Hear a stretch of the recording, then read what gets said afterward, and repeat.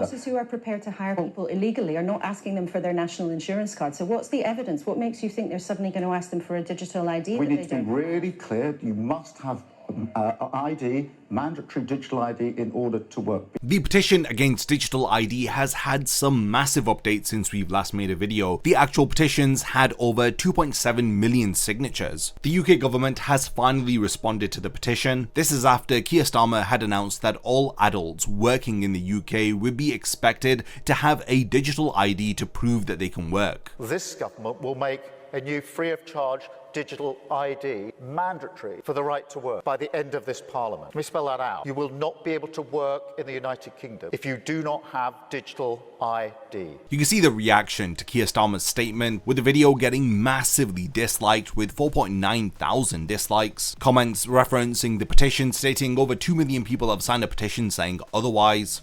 Because decent, pragmatic, fair-minded people, they want us to tackle the issues that they see around them. And of course, the truth is, we won't solve our problem if we don't also take on the root causes. For too many years, it's been too easy for people to come here, slip into the shadow economy, and remain here illegally. This is exactly the problem. The shadow economy that he is referencing doesn't require any ID. Right now, for anyone to work legally within the UK, they need a national insurance number. That is the biggest deterrent against illegal immigrants working in proper jobs. But just as now, the black market doesn't require national ID, they won't require digital ID for jobs that they are offering. I think it's a good idea. I mean, we could be we're being tracked every day anyway, through the use of our mobile phones. I've heard these arguments from people, oh, well, our privacy is obsolete. Our phones are listening to everything that we are doing anyway. I mean, does it make it right? Right now, everything is being done covertly. The issue is once digital ID comes in, it will be overt surveillance. Your privacy will no longer be protected. At least now, when tech companies listen to what you're doing through the phone, they are held accountable for it if they are found out to be doing so. I think people need to be prepared for this,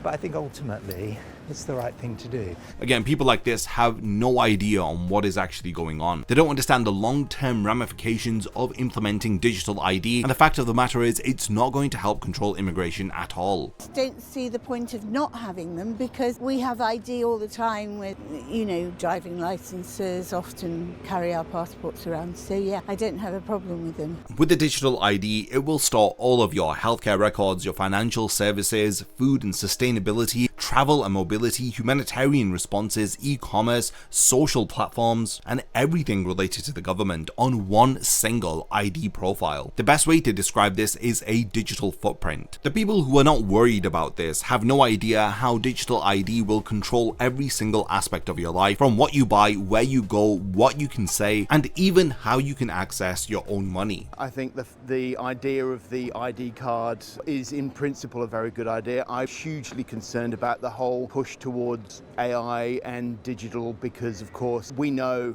that there are dangers with holding an enormous amount of people's information digitally. It gets lost, it gets taken, it gets used. We don't know what happens with it. I think it comes with a huge number of pitfalls. I think it needs to be looked at very, very carefully because I think there are huge implications. In terms of like data harvesting and all of this information being on a single, easily hackable database is one concern, yeah, but the main issue with digital ID is privacy. With the government being able to look into every single aspect of your life, I mean, how can you trust the government when they make such ridiculous decisions? And then to think that it's perfectly okay to hand over every bit of information to them so that they can see what you're doing, monitor it, and control it. We had them. I had one. I mean, I had one in the 50s, so it didn't cause, I was only a child obviously then, but it didn't cause any bother then. No, I don't agree with Armadale. Why not? Because he's no good at his job. Why are you against the ID cards?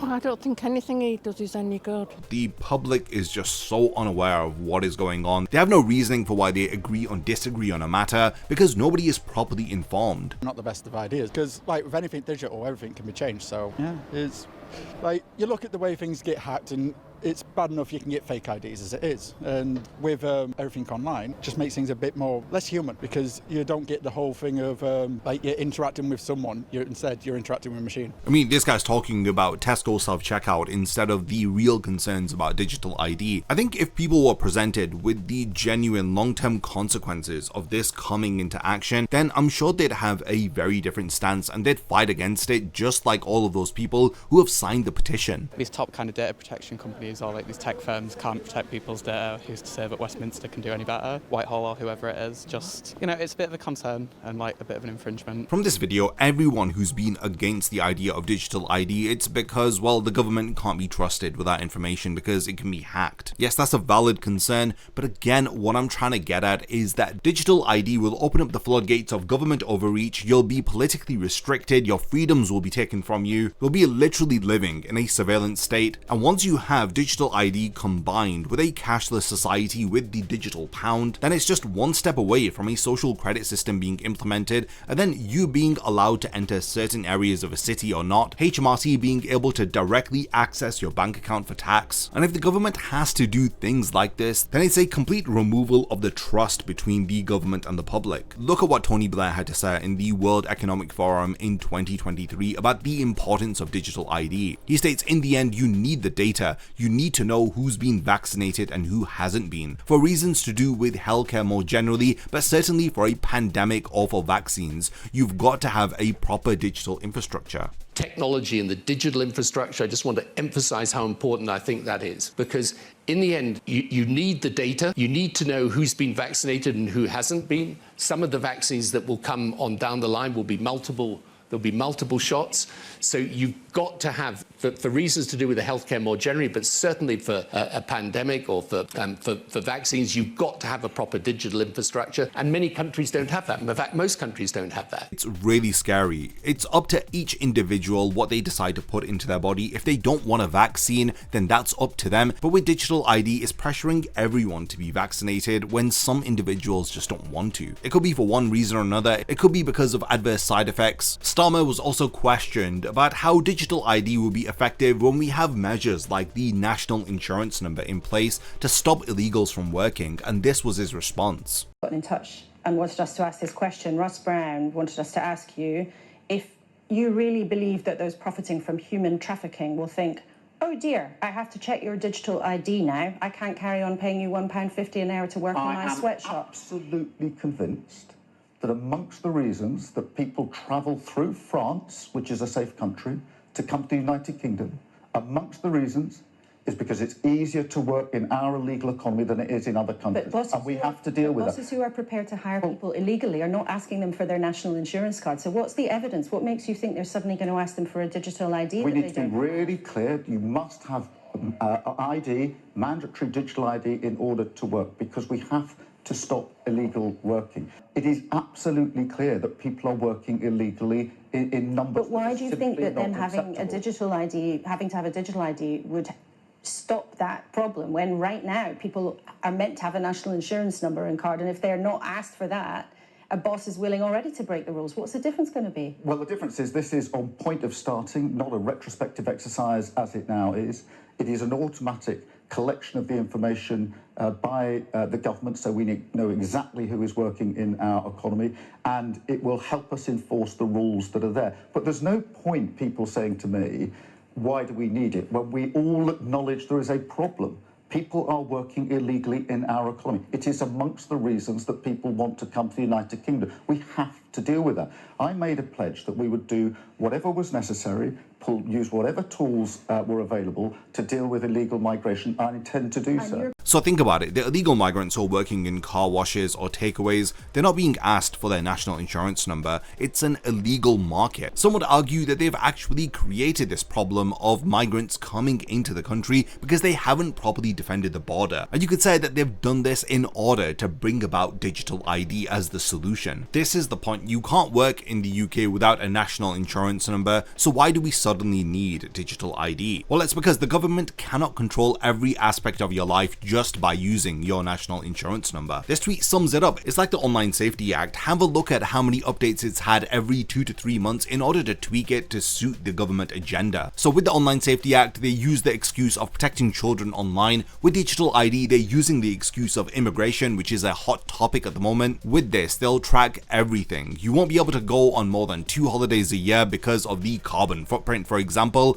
or you won't be able to spend a specific amount on petrol per week, and most things are going to be weaponized against you with Digital ID. Worst case scenario is that we'll end up in a society that is similar to the Chinese social credit system. Have a look at how concerning this is. You're going to now need Digital ID to access childcare. Again, you can see this was nothing to do with controlling the borders, it's about controlling you. Liz Kendall, the technology secretary, said Digital ID cards will simplify everyday tasks such as arranging childcare. She states no more endless form filling and producing countless bits of paper just to prove who you are. Instead, a simple digital key which is kept on your phone is going to be needed. For those of you who are not seeing the bigger picture, look, this is where we are headed. Digital ID comes first as it builds the cage. Digital currency comes after because it locks the door. Without Digital ID, they cannot track you. Without central banked digital currencies, they cannot control you. When both of these elements are combined, then it's pretty much checkmate. This is why they always roll out ID before money. You don't give prisoners the keys before the bars are up. Look at this. This is what the general public are seeing. Oh, our phones are already listening to us. It doesn't matter if they introduce Digital ID. We have zero privacy anyway. When they look at Digital ID and digital currency, they just look at the convenience, like they are blinkered. They don't look at how the government can freeze funds, how every transaction is going to be tracked by them, how they can then implement social credit scores. The banks have full control of every penny you own. All of your data is vulnerable to cyber attacks, and the worst thing of all is that there is zero privacy now. Look at this example. Digital ID was the first step that China had taken. It became the foundation for their social credit system, and now the West is copying this model. One mistake, you'll lose your bank, your job, your family, your freedom, and your home. Score brings benefits, but people with low scores lose rights. The cinema names and shames people considered untrustworthy, plastering their details, even their addresses, across big screens. It's a matter of principle. Those people have to be condemned. Those people aren't honest, so they have to pay the price. It's only right to pay your debts. You have to blacklist those that don't. The Supreme Court has created a blacklist for so-called bad citizens, those whose ratings have dropped to 0. On it are companies, but also 23 million people to date. Among them is this journalist, Liu Hu. He got a little too close to uncovering corruption among high-profile party members. After being sued for defamation by the subject of a story he'd written, he was blacklisted. But he only realized when he tried to buy a train ticket and was told he was banned from traveling. That tells me I'm still on the blacklist. Punished because he's been branded untrustworthy by the state.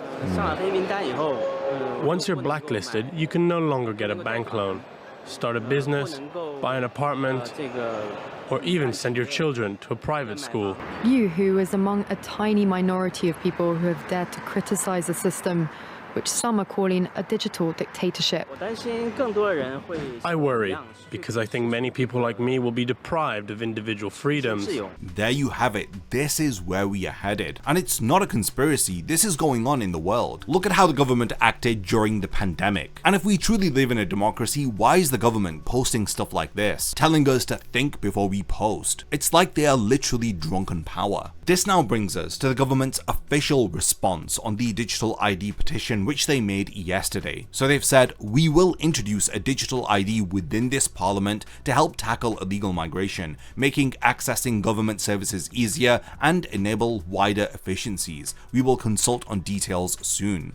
They're totally ignoring the fact that over 2.7 million people have signed this petition. Nobody wants this. Apparently, Starmer's government is claiming that digital ID was in their manifesto when this is a plain lie. What do Labour think they are going to gain by ignoring millions of citizens without debate? They've literally said, we're gonna introduce digital ID still. It's going to help to tackle illegal immigration, and this is in line with their manifesto. But again, this was not in the manifesto. This is a total lie. With digital ID, they want to make everybody everybody's lives easier and more secure, and to put more control into the hands of the people by apparently allowing them to have control over their data and to harness the potential of digital technology. I mean, just because some of the public can't remember their passwords or they have no idea what a password manager is, why does everybody else have to suffer? Apparently this is in line with their manifesto commitment to modernize government, which is a very broad and generalized statement. They're bringing up these stats like 1 in 10 adults don't have physical photo ID, so they struggle to prove who they are. What if there's a stat for who has a smartphone in the UK which has access to digital ID? There is this app that's been installed on a lot of iPhones that people have found called the Government ID Check. It's been put on their phones without their consent, and other people are saying that they have this app on their phone too. It's just so concerning when so many people have signed this petition and the government responds by saying we're gonna do it anyway. This is not a democracy. Nobody's voted for this. Digital ID wasn't in their manifesto. This is literally Tony Blair's plan from years ago that Keir Starmer is bringing about, and we're literally living in a dictatorship that's about to become worse. The only way to fight back is to just protest against this. We cannot allow digital ID to be a thing. Absolute lies and total BS about this digital ID, which nobody asked for, nobody needs, and as far as I can tell, nobody wants. Now they insist that it was part of their manifesto. We will introduce digital ID. Well, I thought this was supposed to be a petition for a debate, not just come back with a bold, screw you, we're doing it anyway response. What are your thoughts about the government's response to the petition, which now has over 2,767,000 signatures? I've linked the petition in the description of this video, so do share it out. Let's get even more signatures and make more noise so that the government know that we're living in a democracy and that millions of people are opposed to the digital ID scheme that they want to bring about. Let me know your thoughts in the comments, and lastly, thanks for making it to the end of this one, and I can't wait to see you in my next video. A massive thank you goes out to all of my amazing Patreon supporters for helping to make this video possible. If you also want to support the channel and see your name in the end of my videos, then check out my Patreon, which has loads of perks like early video access and so much more. Thank you for sticking around till the end of the video, and whatever you contribute will mean a lot to me.